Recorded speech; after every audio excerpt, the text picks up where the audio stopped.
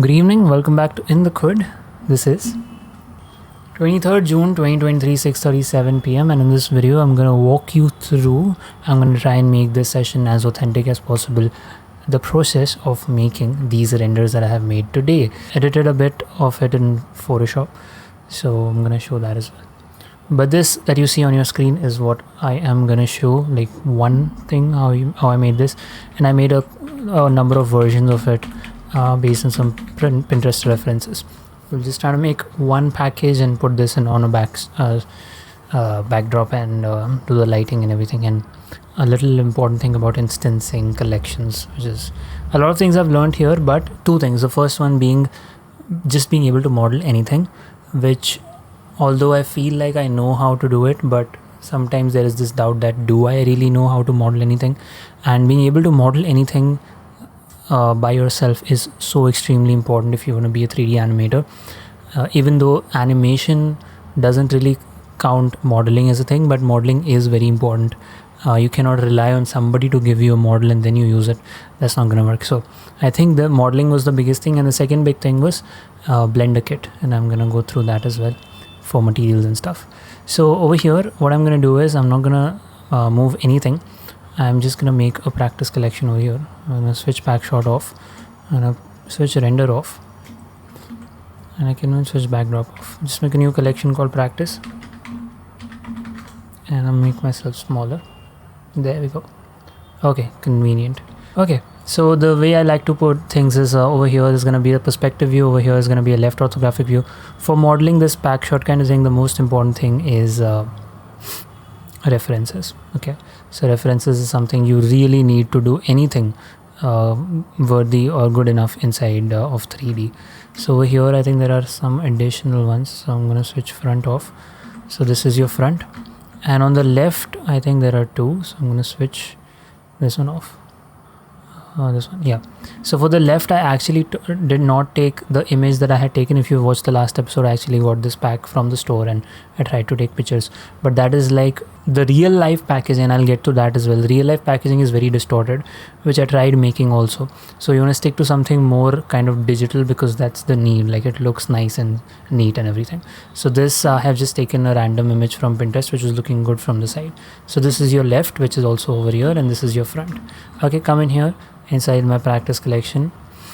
I say shift A, mesh circle, and it turns out that everything that you want to do, regardless whatever the shape is, most of the times you can do it with a mesh circle, because once you extrude up at the top, you do get a chance to like just straighten it up, so you're not like stuck with a circular profile all the time. When modeling, it's very important that you also keep the side profile in view. So now I've scaled this down in the front, but in the side it isn't. So I'm going to do SY to scale it down to match our left profile here. And I'm going to come into edit and remove adjust last operation. No. I'm going to come into, I have to do this for each. So view and remove adjust last operation. So then that doesn't come up every single time. Okay. Now we're just going to simply extrude, so easy. Now bring this up, Alt Z to go into my X-ray mode, just scale it a little bit up, and then come in easy, maybe scale it a little down, easy, scale it a little, I'll fix the side also, easy. I'm just going to do the front at the moment, then easy here, and then easy, finally coming up until here. First thing I want to do is, because I know as a matter of fact from the side it pinches like this, so with this still selected, I'm going to do SY0, so that closes at the top. Now I'm going to try and fix the side view here, so I'm going to alt click this loop. I think I can make myself here now, and scale it in the Y just to match this a little better. I can add a loop cut here. I don't think it's needed, but, and this is like very very rough at the moment. We're gonna add a subdiv to make it better. So SY here, SY kind of like here, so we roughly match the shape from the left and the right. One thing that we also need to do is, because I know that from the bottom, if you see there's a bottom reference as well, what happens is there's like an indent and it goes inside, and then there's like an overlap. So I'm gonna come in here, select the bottom loop, I'm going to say E, right click to leave it in place. I'm going to scale this down, and then I'm going to E Z to bring this a little up. And this thing here, if I go back outside my X-ray, I'm going to fill this thing up. Okay, and this I want it to be a little thinner to what it is right now, so just increase this. Okay, yeah, I think this is the perfect time to say Control 2 to add a subdiv modifier with 2 levels on it. And we'll have to keep switching the subdiv on and off. I'm gonna go smaller again, so switch it off. What I want to do is this bottom face, I'm going to select with 3, I'm going to select this bottom face and insert this once. That you will see will make this kind of a difference here. You can switch your render off to see things a little better. And then you can even click on this, but then that does some weird things. So again here, I'm going to take this and scale this up. Okay, and switch it on again. And I think right click shade auto smooth should fix, fixes the shading problems. Okay, so that is done. Now the other important thing that we want to do is we want to pinch this from the side, because even if you see in the reference here, there is this pinching. So I'm going to come in here in my face select, I'm going to select 2 on either side, so holding down Alt, you can switch off subdiv, select these 4 here, and say 1 2 3 4. Okay, and I'm gonna press space to win my toolbox. That happens in preferences. I'll just quickly show it once. So inside preferences, if you go into your key map over here, you wanna select spacebar for tools. Normally it will just play the timeline, but I keep it at tools. So, and spacebar and S, and then here you wanna bring this down, but not like completely to 0 like we did at the top, somewhere here. And you want to keep checking with how things are looking in the subdiv modifier. Over here to this edge, I'm going to switch it off. This edge I'm going to give it a crease with Shift E, and this edge crease with Shift E. Subdiv again. So that crease basically tells subdiv modifier to not smooth that part out. Okay, now we need to again select the faces and come in here and then make this smaller. Okay, because it's almost like flat here. And then I'm gonna select this one and say Shift E and add the crease, so we get that kind of an indent there. And yeah, that is pretty much how you model it. I'm just gonna see if I've missed something. The bottom can again be a little thinner, so I'm gonna select this and scale this up so it's a little thinner. Yeah, the only thing left is you see this kind of a hole here. That hole, when I switched my render collection off, my reference collection on, it also brought in the first one, which we're not using for reference anymore. So let me just remove this thing, because that's a problem, right? Every time you switch a collection on and off, all the things that were inside, they become active again. I'm sure there must be a way to not let that happen, but yeah. Okay, I needed this kind of a thing here. The way you do that is very simple. I'm gonna come in here and put my 3D cursor here with Shift right click, add a cube, scale this thing down, and add a loop cut right through the center with Control R. I'm gonna in X-ray, I'm gonna remove these. I'm gonna add a mirror modifier so that it mirrors to the other side, and I enable flipping. And wow, you cannot even see my screen completely. Tutorial kid. Okay, so I'm gonna enable clipping in the modifier here. I'm trying and making this tutorial as descriptive as possible, because it's gonna help with my idea for in the flux. Okay, GX, and I want to bring it here, and with these selected I can do a Control B to bevel it out and then scroll it up.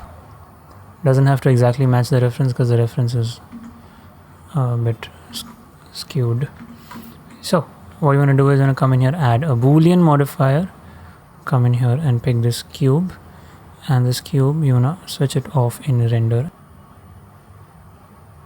Oh, I'm switching off the wrong thing. Interesting. Now over here, why is this shape? Okay, I think the cube isn't going all the way up. So you're gonna go to your top view and bring this a little in, and for safe side, just scale it up in the Y. Okay. Yeah. Now if I was to switch this, you will see that you have that hole, and I'll actually make this even thinner. So SY, switch off proportionating, SY, bring it in. And here what we can do is for this, right, Shift E, view, adjust last operation. I think we can keep it at something like 0.1 and not so but this is still a little extreme. I'm just gonna make it 0. Okay, even with 0 there is a bit of a problem.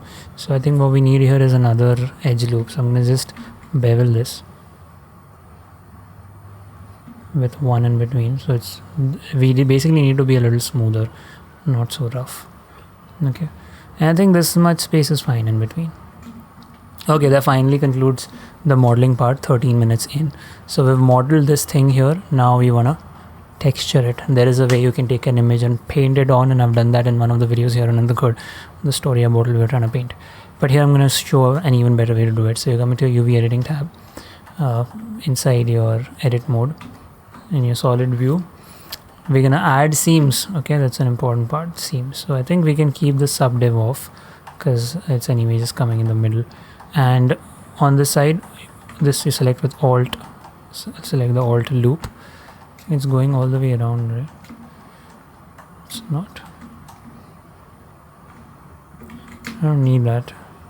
I need that one, the left one, and the right one, because that's how I'm going to open this package and say Control E, mark seam.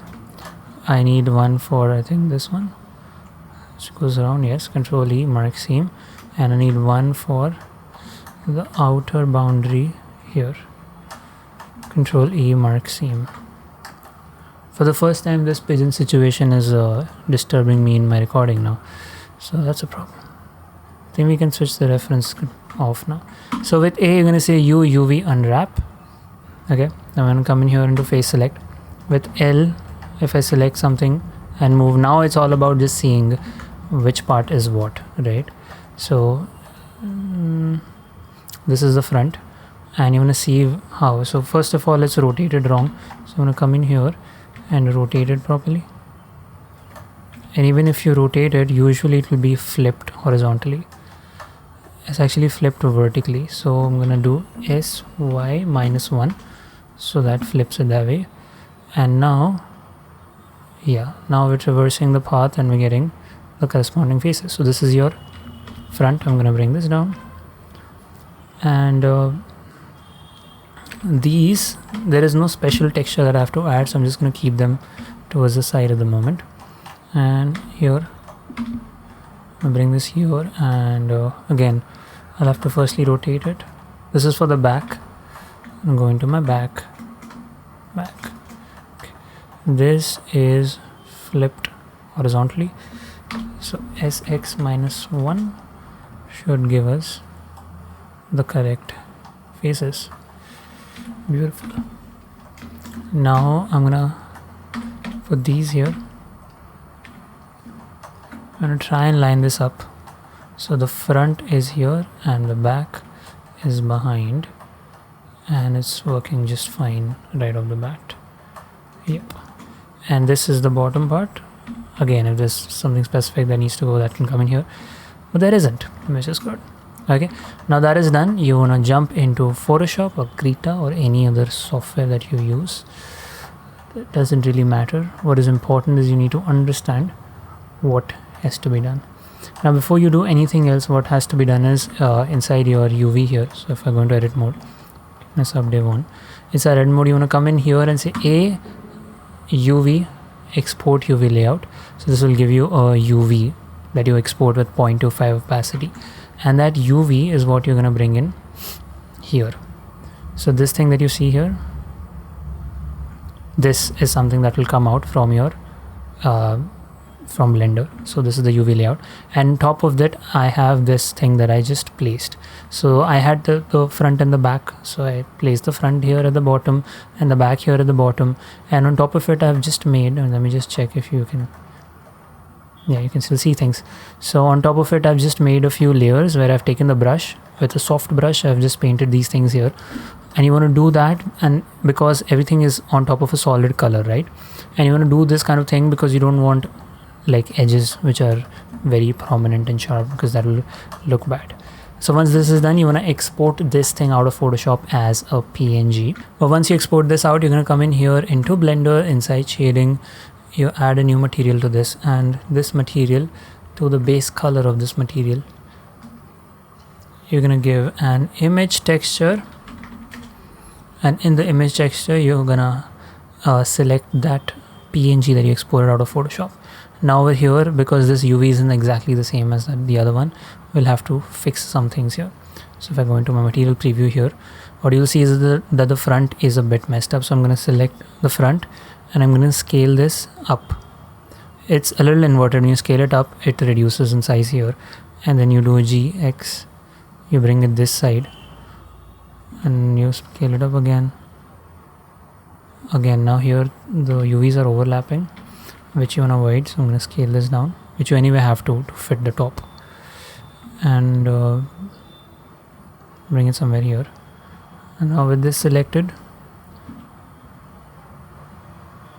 bring it somewhere here and just try to match it. Okay, again with the back, I think the back is more or less fine. And this here.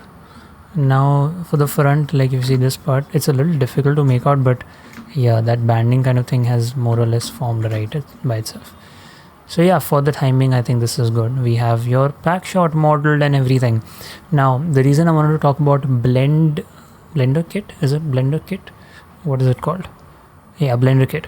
Yesterday I was trying to, when I had gone to office, I was trying to make a very realistic texture for this, like that plastic kind of thing, and I came across this plugin which is free apparently, called Blender Kit. You just download it, install it like all your other models. When you come into materials, you can search so many different kinds of materials, and I just happened to search for plastic. Yeah, so you get glossy plastic, you get translucent plastic, all sorts of plastic shaders, and just by clicking on these buttons you're gonna get this entire plastic thing added. Like there'll be like multiple textures and everything.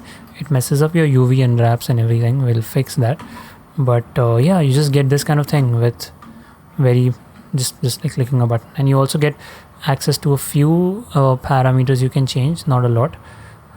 You could maybe play with the colors to make it something else, but yeah, this is something I wanted to show. What's the other thing? Yeah, then after that what I'm gonna do is I'm just gonna come in here and walk you through my other collections. So I'm gonna switch practice off and I'm gonna show one of the bigger one, right? Okay, yeah, I forgot. So this is the original where I made, so this is like the proper mesh that I made. Okay, for the first package and for the second package, which happens to be right on top of it, and the third package, like the same process. Okay, these are actual meshes. What you want to do is with this collection, okay, inside a collection. Why collection? Because there are two things here: the modifier, the cube, also which we're cutting to the Boolean modifier, and I like everything to be like super procedural. At no point do I want to apply the modifier, so I also parent that cube to the pack shot so that it moves along with it and Boolean stays the way it should, because applying things is like too much geometry to deal with, so any kind of changes becomes difficult.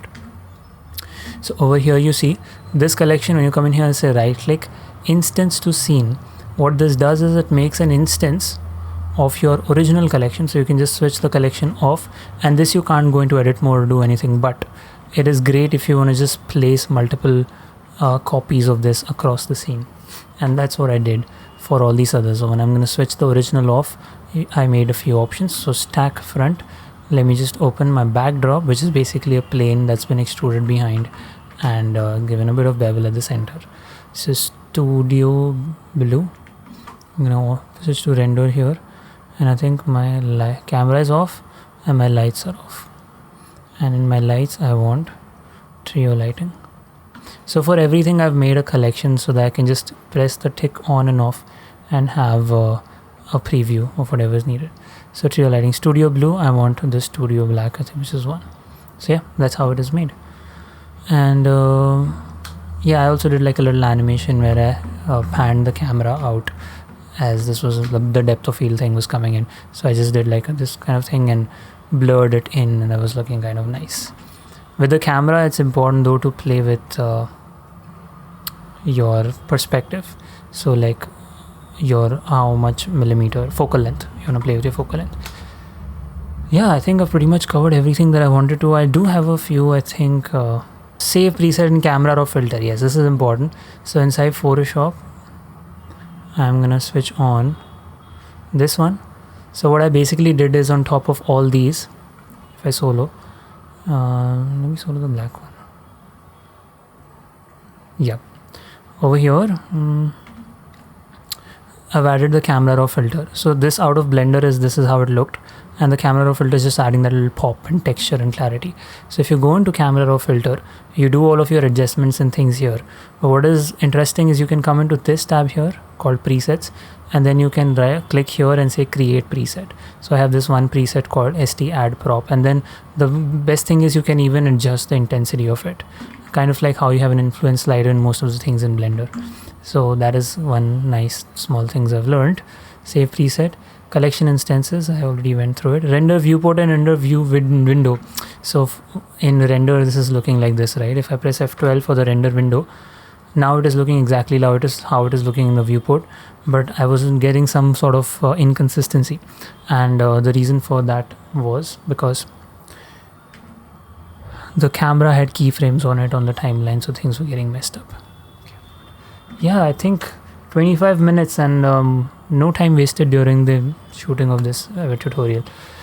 Last few words that I want to say is, moving forward, I think I'm in the perfect position now to start Blender render, where I'm gonna take these packages like a pack shot or whatever, and I'm gonna put Blender packaging on top of it, which is something a lot of people do, and we're gonna make renders out of it, and we're gonna make full-fledged tutorials, which I was also thinking maybe in the Flex like a different channel is needed, or in the Code works as well, because in the Code is like a raw documentation of my life, and in the Flex would also be good, like a different Flux. Why am I saying Flex? In the Flux, a different channel would also be good, because I can also put After Effects tutorials and scripting and coding there. So a lot I have to figure out, and going into the weekend we'll probably do something about it. But on that note, thank you so much for being in the Code. I will catch you tomorrow. Peace.